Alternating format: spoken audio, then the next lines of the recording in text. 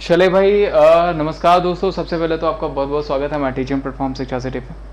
तो दोस्तों मैंने आपको कहा है कि मैं 12 भागों में आपको कंप्लीट पॉलिटी के 300 प्लस क्वेश्चंस प्रेजेंट कर दूंगा, जिसका ये 8वां भाग है। मैं 25-25 क्वेश्चंस करके प्रेजेंट कर रहा हूँ, ठीक है।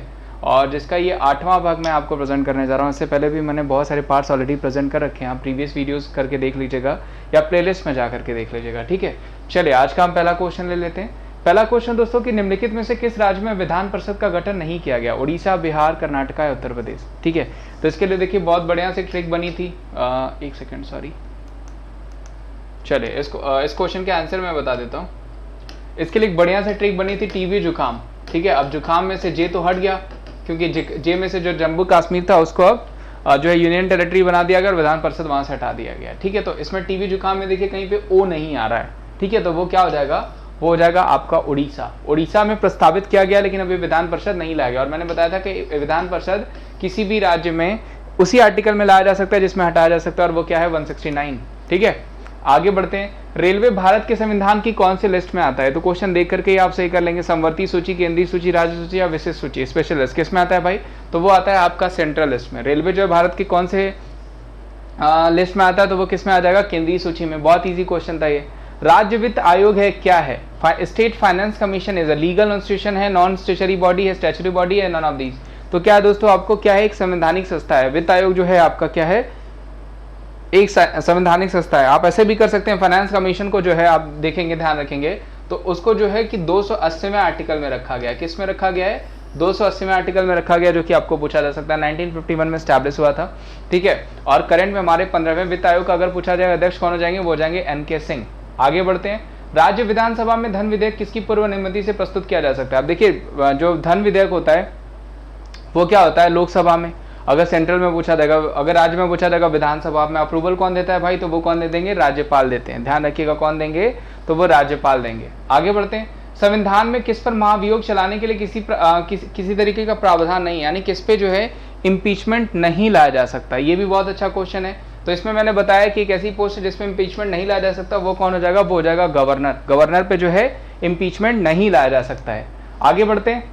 आजाद भारत का पहला बजट किसने पेश किया था? ये भी बहुत अच्छा क्वेश्चन दोस्तों। 1947 में किसने किया था? हमारे भारत के पहले जो हैं ये फाइनेंस मिनिस्टर भी है, और वो कौन हो जाएंगे? षणमुखम शेट्टी जी। वेरी इंपॉर्टेंट, जो कि पूछा जा सकता है। जबकि रिपब्लिक भारत का पूछा जाएगा कि रिपब्लिक इंडिया का पहला जो है कि बजट किसने पेश किया था? तो वो हो जाएंगे जॉन मथाई। ये ध्यान रखिएगा, अच्छा क्वेश्चन जो कि आपको पूछा जा सकता है।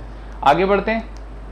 विधान परिषद के कितने सदस्य प्रत्येक दूसरे वर्ष अवकाश ग्रहण करते हैं? मैंने देखिए आपको बताया था कि राज्यसभा जो है ना वो बिल्कुल किसकी तरह है? वो विधान परिषद की तरह है। राज्यसभा में क्या होता है कि 1/3 मेंबर्स, मैंने आपको बताया था, हर 2 साल पे क्या होते हैं कि वो रिटायर होते हैं और उनकी जगह नए मेंबर्स आते हैं। इसी वजह से राज्यसभा एक परमानेंट हाउस और सेम एज विधान परिषद भी है। तो इस क्वेश्चन के आंसर क्या हो जाएगा?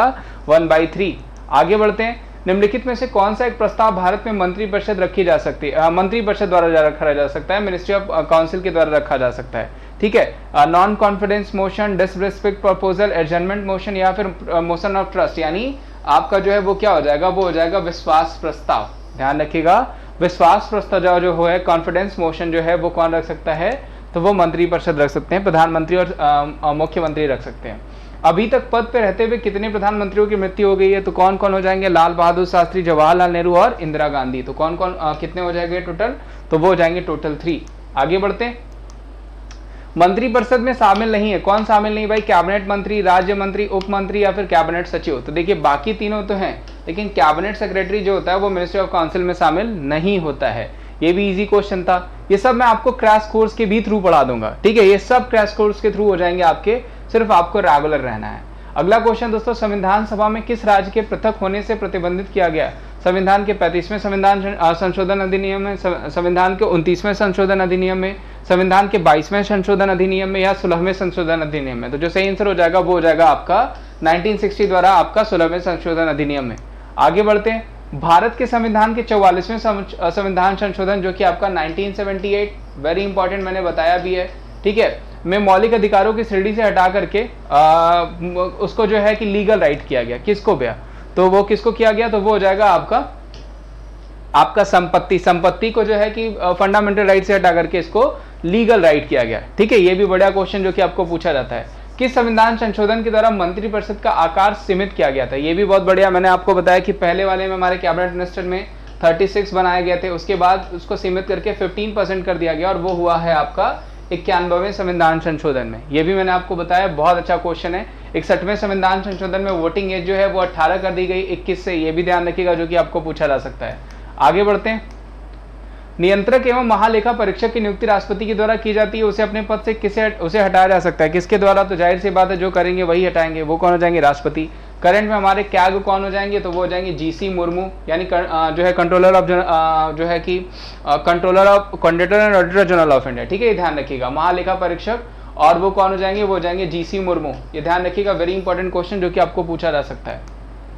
संविधान के उल्लंघन के लिए राष्ट्रपति के विरुद्ध अभियोग की कार्रवाई किसमें शुरू करी जा सकती है? लोकसभा में, राज्यसभा में, संसद के किसी भी सदन में, उच्चतम न्यायालय में। बेसिकली प्रेसिडेंट के खिलाफ जो है वो किसी भी सदन से स्टार्ट किया जा सकता है, चाहे वो राज्यसभा हो चाहे वो लोकसभा हो, उनके अगेंस्ट जो इम्पीचमेंट किसी भी सदन से स्टार्ट किया जा सकता है। भारत में मुख्य चुनाव आयुक्त की नियुक्ति कौन करता है? तो जाहिर सी बात है, कौन करते हैं भाई? प्रेसिडेंट ही करेंगे। सारे काम जो है किसके द्वारा होते हैं? प्रेसिडेंट के द्वारा होते हैं। निम्नलिखित में से किस देश का अलिखित संविधान है? पूछा गया है कि इसमें से कौन सी ऐसी कंट्री है जिसका जो कॉन्स्टिट्यूशन है वो अनचार्टेड है, उसको चार्ट नहीं किया गया, तो वो कौन सा हो जाएगा दोस्तों? वो हो जाएगा ब्रिटेन। ब्रिटेन का जो उनका संविधान है ना, कॉन्स्टिट्यूशन है, वो अनचार्टेड है, यानी आपका लिखित में नहीं है। अच्छा क्वेश्चन है, ये भी जो पूछा जाता है। भारत की संविधान सभा किसके कहने पर बनाई गई थी? Wavell plan, Cripps mission, August offer या फिर कैबिनेट मिशन?